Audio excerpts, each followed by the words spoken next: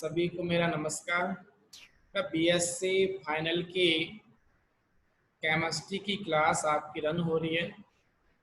उस क्लास के अंदर आपको इनऑर्गेनिक केमिस्ट्री अर्थात पेपर फर्स्ट है, उसकी यूनिट नंबर 3 मैंने स्टार्ट की थी। उस यूनिट नंबर 3 का पार्ट फर्स्ट आप लोगों को बता रहा था, जिसका नाम क्या था अपने पास में, संक्रमण धातु संकुलों के इलेक्ट्रॉनिक स्पेक्ट्रा। संक्रमण धातु संकुलों के क्या बताया मैंने, इलेक्ट्रॉनिक स्पेक्ट्रा। मोहन सर नमस्ते। नमस्ते भैया, नमस्ते। अच्छा, इसमें बेटा तो पहले मैं 5-7 मिनट में समरी कर जाता हूँ, इससे जो जस्ट पहले जो लेक्चर लिया था उसकी, ठीक है। जी है सर। तो कल के लेक्चर में आपको बताया था मैंने डेढ़े संक्रमण के लिए वर्ण नियम, ठीक है। तो ये ठीक है कहते हैं सर। कि ये मेरे पास में कोण है। इलेक्ट्रॉन। अच्छा, इस इलेक्ट्रॉन को मैंने कहाँ रख दिया, एक ऊर्जा स्तर में। कहाँ रख दिया? एक ऊर्जा स्तर में। अच्छा, अब ये इलेक्ट्रॉन क्या करेगा, ऊर्जा का अवशोषण करके एक ऊर्जा स्तर से कहाँ चला गया? दूसरे ऊर्जा स्तर में। अच्छा, अगर इलेक्ट्रॉन बेटा एक ऊर्जा स्तर से दूसरे ऊर्जा स्तर में चला जाता है तो इस घटना को मैंने क्या बोला था? संक्रमण। संक्रमण। लेकिन जब ये इलेक्ट्रॉन एक ऊर्जा स्तर से दूसरे ऊर्जा स्तर में जाता है, और अगर मैं ये कहूं किस नियम की पालना करते हुए जाता है, वर्ण नियम की पालना करते हुए। तो ये संक्रमण के आगे कौन सा संक्रमण बोलेंगे? अनुमत संक्रमण। अच्छा, अगर कोई इलेक्ट्रॉन ऊर्जा का अवशोषण करते हुए एक ऊर्जा स्तर से कहाँ चले जाते हैं, दूसरे ऊर्जा स्तर में। लेकिन अपने पास में वर्ण नियम की पालना, नहीं करते। तो अब इन संक्रमण को क्या बोलेंगे? वर्जित संक्रमण। वर्जित संक्रमण। ये बताओ अपने पास में किसकी प्रायिकता ज्यादा पाई जाती है, अनुमत संक्रमण की या वर्जित की? अनुमत संक्रमण की। अनुमत संक्रमण की प्रायिकता का मान वर्जित संक्रमण की तुलना में ज्यादा होता है। यहाँ तक क्लियर है क्या? Clear sir. अब इस वर्ण नियम को वापस से कितने भागों में बांटा हुआ है? 2 भागों में। 2 भाग, ठीक है। तो ये आपको नेक्स्ट के लेक्चर में बताया था। एक तो बोला था कौन सा वर्ण नियम है, लापोर्ट का वर्ण नियम। लापोर्ट वर्ण नियम। और दूसरा था बेटा कौन सा? चक्रण वर्ण नियम। चक्रण नियम। तो पहला बताया था आपको कौन सा वाला? लापोर्ट वर्ण नियम। अभी लापोर्ट वर्ण नियम क्या बोलता था वो सुनो, ठीक है। कौन सा वर्ण नियम है? लापोर्ट वर्ण नियम। तो कहते हैं कोई भी इलेक्ट्रॉन जब एक ऊर्जा स्तर से कहा जाता है, दूसरे ऊर्जा स्तर में। मैंने बोला ये एक इलेक्ट्रॉन है, ये इलेक्ट्रॉन इस ऊर्जा स्तर से अगर मान लिया कहाँ चला जाए, दूसरे ऊर्जा स्तर में। दूसरे ऊर्जा स्तर में। तो ये बताओ कोई भी इलेक्ट्रॉन ऊर्जा लेकर के एक ऊर्जा स्तर से दूसरे ऊर्जा स्तर में जाता है, तो इस घटना को क्या बोला था? संक्रमण। संक्रमण बोला था। अब मेरी एक लैंग्वेज और पकड़ना, लेकिन जब इलेक्ट्रॉन एक ऊर्जा स्तर से दूसरे ऊर्जा स्तर में जाता है तो इस दौरान अगर उनकी सममिति में, किसमें? सममिति में। दैट मीन्स सिमेट्री में अगर क्या पाया जाए, परिवर्तन। तो परिवर्तन पाया जाए, तो ये जो संक्रमण होगा, अब इस संक्रमण को कौन सा नाम दे दिया जाएगा? अनुमत संक्रमण। अनुमत संक्रमण। अनुमत संक्रमण का मतलब क्या है कि सममितता में परिवर्तन होने वाले संक्रमण को तो क्या बोलोगे? अनुमत संक्रमण। जैसे मैंने आपको बताया था, ये जिरैंड कक्षक से किस में जाना चाहिए, जिरैंड में या अंजरैंड में? अंजरैंड में। और अंजरैंड से किस में संक्रमण होना चाहिए? जिरेड में। इसका मतलब सम्मिति में क्या हो रहा है? परिवर्तन। तो ये वाला संक्रमण कौन सा कहलाएगा? अनुमत संक्रमण। अच्छा, अगर भैया मैं ऐसे कर देता हूं कि ये बताओ, जिरैंड से कौन सी समिति में चला गया? जिरेंड में। तो समिति में परिवर्तन हुआ या नहीं हुआ? नहीं हुआ। अंजरैंड से कहाँ चला गया? अंजरैंड में। समिति में परिवर्तन हुआ या नहीं हुआ? नहीं हुआ। तो बेटा समिति में परिवर्तन नहीं हुआ, लेकिन अपने पास में जिरैंड से जिरैंड में गया कि नहीं गया? गया। गया तो संक्रमण हुआ या नहीं हुआ? संक्रमण हुआ। तो संक्रमण तो हुआ, लेकिन वो संक्रमण कैसा हुआ? अनुमत हुआ या वर्जित हुआ? वर्जित। ये बात समझ गए? किसके अनुसार हुआ? चक्रण के अनुसार हुआ या लापोर्ट के अनुसार हुआ? लापोर्ट के अनुसार। लापोर्ट के अनुसार। ये बात क्लियर हो गई या नहीं हुई? Yes sir. आगे चलें। Yes sir. फिर मैंने आपको ये बताया था बेटा, ये मेरे पास में कोई भी एक कक्षक है, क्या है? कक्षक। और इस कक्षक का ये केंद्र अर्थात ये नाभिक है, क्या ये? नाभिक। अच्छा, इस बिंदु को आप क्या बोलोगे? प्रतिलोमन बिंदु। क्या बोलोगे? प्रतिलोमन बिंदु। तो किसी भी कक्षक की जिरैंड और अनजिरैंड स्थिति को निकालने के लिए उसके कौन से बिंदु से? प्रतिलोमन बिंदु से। प्रतिलोमन बिंदु का मतलब कहाँ से? नाभिक से। अब नाभिक से ये देखा जाएगा कि इसमें कितनी पालियां नजर आ रही है? 2। तो एक पाली तो धनावेशित फलन की है और एक कौन सी की है? ऋणावेशित फलन। अब अपन क्या कर रहे हैं, इसके केंद्र से दूरी देख रहे हैं, कहां से? केंद्र से दूरी। इस पाली के केंद्र से दूरी तो ये हो गई। Yes sir. और इस केंद्र से ये दूरी हो गई, तो दूरी तो समान है, लेकिन ये बताओ क्या दोनों पर आवेश समान है क्या? नहीं है। नहीं है। ठीक है, अब मेरे वापस से लैंग्वेज समझना।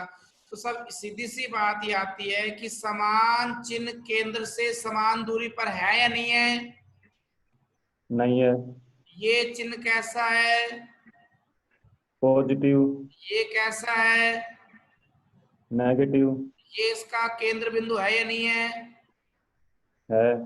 तो केंद्र बिंदु से इस ओर इतनी दूरी पर और इसके विपरीत इस दूरी पर क्या समान चिन्ह मिले या नहीं मिले? नहीं मिले। तो समान चिन्ह समान दूरी पर अगर हैं तो वो कहलाएगा सम्मित, और नहीं है तो ये क्या कहलाएगा? सम्मित या असम्मित? असम्मित। असम्मित कहलाएगा। ठीक है, और असम्मित का मतलब जिरैंड या अनजिरैंड? अंजरैंड। विषम या सम? विषम। अच्छा, थोड़ा और आगे चले क्या? Yes sir. अब बेटा मैंने कहा था ये आपके पास में एक डायग्राम और बना दिया, ये हो गया आपका 2 अक्ष हो गई। ये एक लोब है और ये दूसरा लोब है। एक डंबल या द्विडंबल है? द्विडंबल।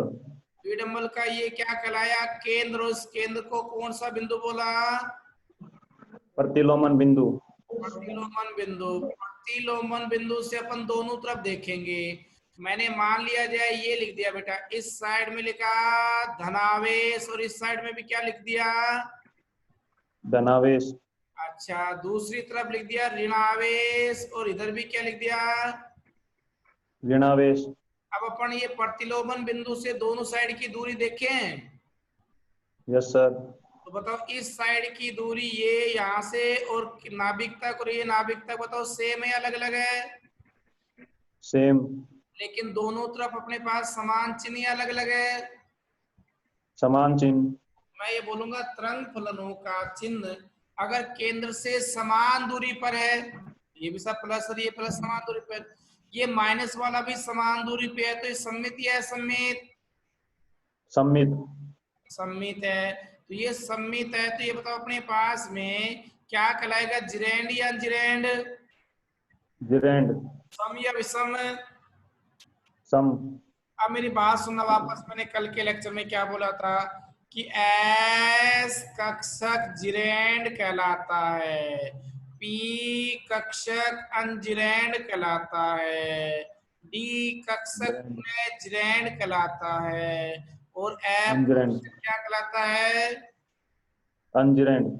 अच्छा, अब लापोर्ट वर्ण नियम के अनुसार, किसके अनुसार? लापोर्ट वर्ण नियम के अनुसार। तो ये बताइए, अगर अपने पास में कोई एस से पी कक्षक में जाता है, कहां से कहां? एस से पी में। तो ये बताओ, एस का मतलब है जिरेंड या अनजिरेंड? जिरेंड। पी का मतलब? अंजिरेंड। हमने कहा कि सर ये जब एस से पी में जाता है तो एस वो क्या कहलाएगा? जिरेंड। पी क्या कहलाएगा? अंजिरेंड। ये बताओ, में मिट्टी में परिवर्तन हुआ या नहीं हुआ? हुआ। समिति में परिवर्तन हुआ, तो ये वर्जित कहलाया या अनुमत कहलाया? अनुमत। किसके अनुसार कहलाया? लापोर्ट के अनुसार। लापोर्ट के अनुसार। अगर मैं ये कहूं बेटा, अगर अपने पास में ये पी से कौन से कक्षक में चला गया? डी में। डी में गया। बताओ पी वाला कैसा कहलाता है? अंजिरेंड। ये डी वाला? जिरेंड। ये बताओ, सेम है, सम्मित है या असम्मित है? परिवर्तन है या नहीं है? सम। परिवर्तन है, सम्मित। अच्छा, परिवर्तन हो रहा है, तो इसका मतलब सम्मितता में परिवर्तन होगा। ये जिरेंड अंजिरेंड अंजिरेंड से तो परिवर्तन होगा, तो ये अनुमत कहलाएगा या वर्जित? अनुमत। किसके अनुसार? लापोर्ट के अनुसार। लापोर्ट के अनुसार। यहाँ तक कोई दिक्कत है क्या? No sir. अच्छा, अगर बेटा मैं ये कहूं डी से संक्रमण किस में हो गया? एफ में। ऐप में। तो डी का मतलब अभी ऊपर से देखो क्या कहलाया? जिरेंड। ऐप क्या कहलाया? अंजिरेंड। इसका मतलब अपने पास में स में मी ती में क्या हुआ? परिवर्तन। परिवर्तन हुआ, तो ये संक्रमण कैसा कहलाया? अनुमत संक्रमण। किसके अनुसार कहलाया? लापोर्ट के अनुसार। अच्छा, अब मेरे सभी बच्चे एक बात ढंग से सुनना, बहुत अच्छी बात बोल रहा हूँ है भैया, कुछ हटके बोल रहा हूँ। तो ये कह रहा है कि अगर अपने पास सम्मिति में परिवर्तन है तो लापोर्ट के अनुसार अनुमत है या वर्जित है? अनुमत। अब मेरी बात सुनना, ये कैसा है? जिरेंड। जिरेंड है। और अगर यहां से इलेक्ट्रॉन चला गया किस में? डी में। तो ये बताओ, अपने पास में जब जिरेंड से जिरेंड में गया, कहा गया? जिरेंड से जिरेंड में। जिरेंड से जिरेंड में गया ना। अब मैं थोड़ी सी एक बात और आगे कर देता हूँ, जिरेंड से जिरेंड में गया तो संहिता में परिवर्तन हुआ या नहीं हुआ? नहीं हुआ। नहीं हुआ। अब मैं इसी चीज को थोड़ा क्लियर करने के लिए क्या कर रहा हूं, यहां से इसको हटा करके एप ले लिया। अब बताओ, जिरेंड से कहा गया? अंजिरेंड में। तो संहिता में परिवर्तन हुआ या नहीं हुआ? हुआ। तो कैसा होना चाहिए? अनुमत। किसके अनुसार? लापोर्ट के अनुसार। लेकिन लापोर्ट आगे जाकर अपनी जबान से फिसल जाता ना, नहीं है। सर ये क्या हुआ? ये कहता है कि जरूरी है कि इनके बीच में जो गैपिंग है ना, वो प्लस माइनस एक एल के बराबर होनी चाहिए, बस अर्थात एक के बराबर। प्लस माइनस कितने अंतर होना चाहिए? एक का। वापस से सुनो, दिग्गंसी क्वांटम संख्या में, कौन सी क्वांटम संख्या में बेटा? दिगंशी क्वांटम संख्या में। एल दिगंशी क्वांटम संख्या के अंदर अंतर केवल प्लस माइनस एक का ही होना चाहिए। तो लापोर्ट के अनुसार दो कंडीशन आ गई। लापोर्ट ये बोलता है एक तो इनकी सममितता में परिवर्तन होना चाहिए। और सममितता में परिवर्तन के साथ साथ इनकी दिगंशी क्वांटम संख्या में केवल कितना अंतर होना चाहिए? प्लस माइनस एक का। प्लस माइनस एक का अंतर होना चाहिए। तो प्लस माइनस एक का अंतर है तो ये क्या कहलाएगा? वर्जित या अनुमत? अनुमत। अनुमत कहलाएगा। यहां तक समझ गए कि नहीं समझे? Yes sir. थोड़ा सा मैं और आगे रन करता हूँ, ठीक है भाई? लाओ साहब। सर हाँ बोलो। सर एस से पी में या पी से डी इसमें भी प्लस माइनस एक। हाँ मैं उसको और डिटेल में बता रहा हूँ, प्लस माइनस एक, और जो आप पूछना चाह रहे हो लो स्कोर क्लियर कर देता हूँ ना। जैसे ये बताओ अपने पास में कौन सा कक्षक है? एस ये वाला, पी ये, डी ये। एफ। इससे पहली वाले यूनिट में अपन ने दिगंशी क्वांटम संख्या एल का मान पढ़ा था कि नहीं पढ़ा था? Yes sir. एस के लिए, 0 पी के लिए 1 2 और एफ के लिए 3 तीन। 3। कैमरे को सही करो बेटा। अच्छा उसके बाद में आता है बेटा इनमें से कौन सा जिरेंड है कौन सा अनजिरेंड है, ये देखें। तो यस हमने सर। कहा स मैं मित समित कौन सा है? ये तो कैसा है? जिरेंड ये, अनजिरेंड ये, जिरेंड ये वापस। अनजिरेंड। अब मेरी लैंग्वेज पकड़ो क्या बोलना चाह रहा हूँ, ठीक है? लाओ सर बताइए। ये बेटा एस लिखा मैंने, ये पी लिखा, ये डी लिखा और ये क्या लिख दिया? एफ। सबसे पहला ट्रांजिशन बताओ, अगर इलेक्ट्रॉन एस से कहा चला गया पी में। तो ये बताओ क्या कहलाएगा? अलाउड कहलाएगा कि नहीं कहलाएगा? Yes sir. संहिता में परिवर्तन हुआ कि नहीं हुआ? हुआ सर। अच्छा अगला केस देखो भैया, अगर P से D में गया तो बताओ संहिता में परिवर्तन हुआ या नहीं हुआ? हुआ सर। ये भी क्या कहलाएगा? अलाउड। अच्छा भैया अगर अपने पास में D से F में गया तो भी क्या कहलाएगा? अलाउड। अलाउड कहलाएगा। अगर अपने पास में थोड़ा सा एक केस और किया मैंने, अब ये S से कहाँ गया? डी में। डी में गया, तो बताओ ये एस जिरेंड कहलाया और डीबी क्या कहलाया? जिरेंड। सेम है या अलग अलग है? सेम। परिवर्तन हुआ या नहीं हुआ? नहीं हुआ। नहीं हुआ तो ये क्या कहलाएगा? वर्जित। वर्जित या फोरबिडन कहलाएगा, राइट? Right sir. अच्छा अब मैं थोड़ा सा और आगे चलता हूँ। अब ये बताओ मान लिया जाए इस संक्रमण को किस प्रकार से कर रहा हूँ, पी से किसके पास भेज दिया? एफ में। तो ये पी कैसा है? अनजिरेंड। अच्छा एफ कैसा है? अनजिरेंड। संहिता में कोई परिवर्तन हुआ या नहीं हुआ? नहीं हुआ। क्या कहलाया? फॉरबिडन। फॉरबिडन कहलाया। अब स्पेशल केस देखना जो मैं बोलना चाह रहा था वो, ठीक है? अगर मान लिया यस जाए सर। कोई भी ट्रांजिशन बेटा एस से, कहां से? एस से। और एस कक्षक से पहुंचा दिया मैंने एफ के पास, किसके पास? एफ के पास। तो मतलब एस की जियोमेट्री तो कैसा है ये? जिरेंड। जिरेंड। और एफ कैसा है? अनजिरेंड। संहिता में परिवर्तन हुआ या नहीं हुआ? हुआ सर। परिवर्तन हुआ तो ये होना चाहिए कैसा? अलाउड। लेकिन ये अलाउड नहीं है। क्यों नहीं है? क्योंकि इसमें एल का मान प्लस माइनस वन के बराबर है। नहीं है। अब अपन एल का मान देखते हैं, बताओ एस का मान एल के लिए कितना लिखा हुआ है? यहां से चीटिंग करो, कितना लिखा हुआ है? 0 0। 0। और बेटा एफ के लिए बताओ कितना लिखा हुआ है? +3। नहीं लिखा हुआ। इन दोनों का अंतर निकालो तो 3 आया कि नहीं आया? Yes sir. प्लस का 3 आएगा, फिर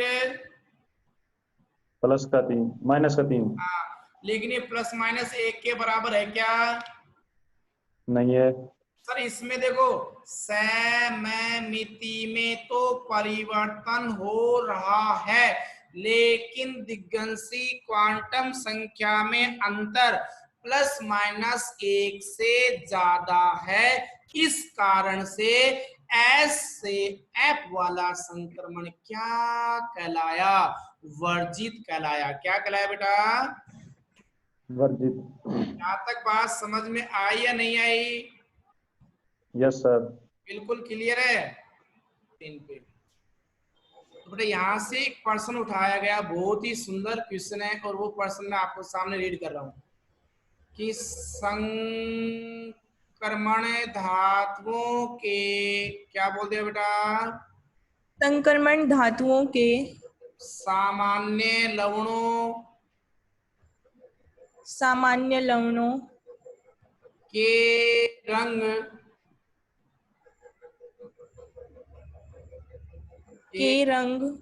जैसे KMnO4, K2Cr2O7 की तुलना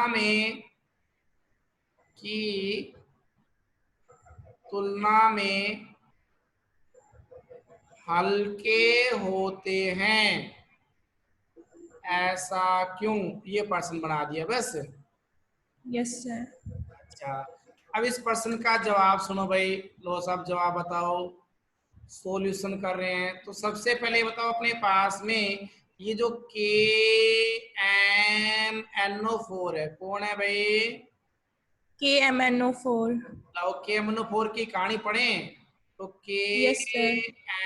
KMnO4 में बेटा केंद्रीय धातु कौन है? Mn। Mn, बहुत अच्छी बात बताई। तो Mn की ऑक्सीकरण अवस्था निकाल ले यहाँ पर। Yes sir. लाओ भैया, तो K के लिए तो कितना आया? +1। अच्छा, Mn के लिए X। O कितने टाइम्स है? 4 बार। अच्छा, -2। -2 इजिकल टू कितना? 0। 0। तो बेटा x की वैल्यू निकालें। Yes sir. 1 + x - 8 equal to 0। x equal to कितनी आई? +7। तो ये मैग्नीज जो है वो KMnO4 में कौन सी ऑक्सीकरण अवस्था में पाया जाता है? +7। +7 ऑक्सीकरण अवस्था में पाया जाता है। इसी प्रकार से K2Cr2O7 में निकाले क्या? Yes sir.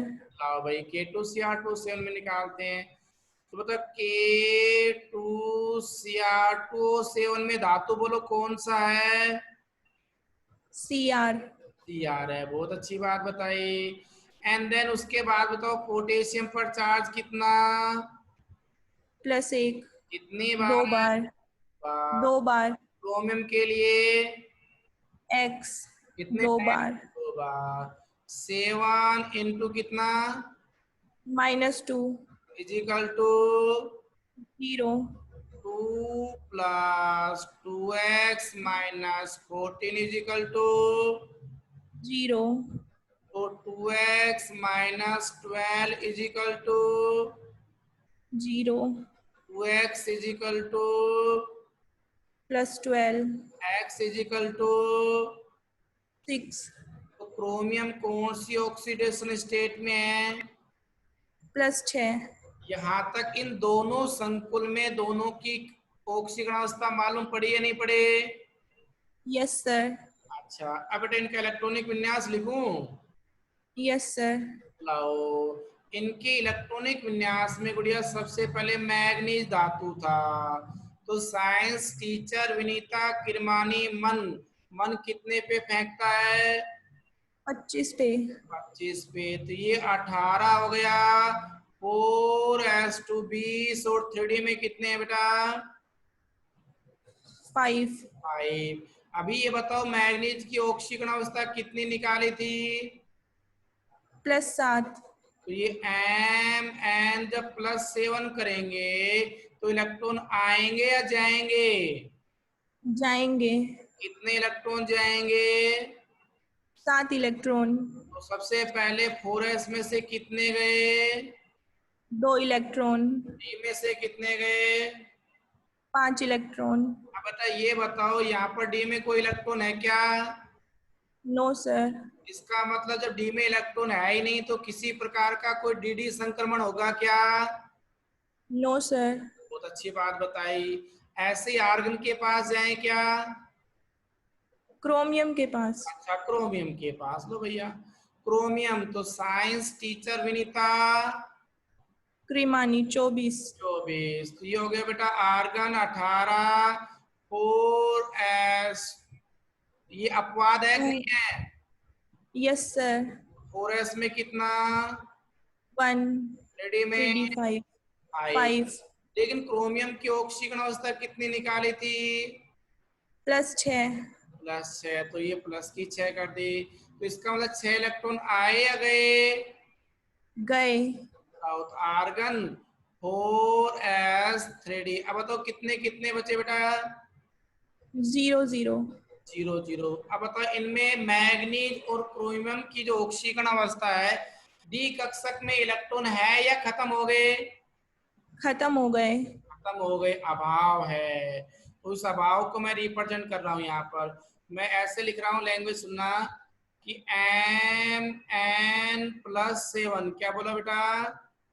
Mn+7 एवं Cr+6 में डी कक्षकों में इलेक्ट्रॉन का क्या मिला? अभाव। भाव पाया जाता है। बताओ डी में इलेक्ट्रॉन है या नहीं है? नहीं है। तो बताओ बेटा डी संक्रमण प्रदर्शित करेंगे क्या? नहीं करेंगे। डी संक्रमण प्रदर्शित नहीं करेंगे। तो नहीं कर पाते हैं। यहाँ तक समझ गए? Yes sir. अब जब डी संक्रमण नहीं करेंगे तो बेटा डी संक्रमण का मतलब डी का डी में है या और किसी में? डी का डी में। अच्छा, लेकिन अगर डी संक्रमण करते तो ये बताओ इसके अनुसार डी संक्रमण, तो ये डी का मतलब जिरैंड या अनजिरैंड है? जिरैंड। अच्छा, तो डी संक्रमण का मतलब है जिरैंड का किसमें परिवर्तन है? जिरैंड में। तो संमिता में परिवर्तन होता है या नहीं होता? नहीं होता। नहीं होता। तो ये संक्रमण अनाऊ होता है या नहीं होता? नहीं होता। इसके अनुसार, लापोर्ट के अनुसार। लापोर्ट के अनुसार। अब यहाँ पर डी संक्रमण हो पा रहा है कि नहीं हो पा रहा? नहीं हो पा रहा। नहीं हो पा रहा। तो इसका मतलब मैं ये कहूंगा ये रंग प्रदर्शित करते हैं। क्यों? क्योंकि लापोर्ट के अनुसार। किसके अनुसार? लापोर्ट के अनुसार। कक्षकों की। किसकी? कक्षकों की। किसमें परिवर्तन हो रहा है? सममिति में परिवर्तन हो रहा है। किसमें बेटा? सम्मिति में। समिति में परिवर्तन होने से ये संक्रमण कैसा प्रदर्शित करेगा? अनुमत संक्रमण प्रदर्शित करता है। कैसा करता है? अनुमत संक्रमण प्रदर्शित करता है। जब संक्रमण कर रहा है तो ये बताओ सीधी सी बात, इसका कोई रंग होगा कि नहीं होगा? होगा। तो इसी कारण से, या मैं कहूंगा लापोर्ट वर्ण नियम से। किसने, कौन से नियम से? लापोर्ट वर्ण नियम से। सामान्यतः KMnO4 एवं K2Cr7 कैसे पाए जाते हैं? रंगीन या रंगीन। हल्के रंग या गहरे रंग के पाए जाते हैं। समझ गए? Yes sir. डी संक्रमण की वजह से या लापोर्ट वर्ण नियम की वजह से?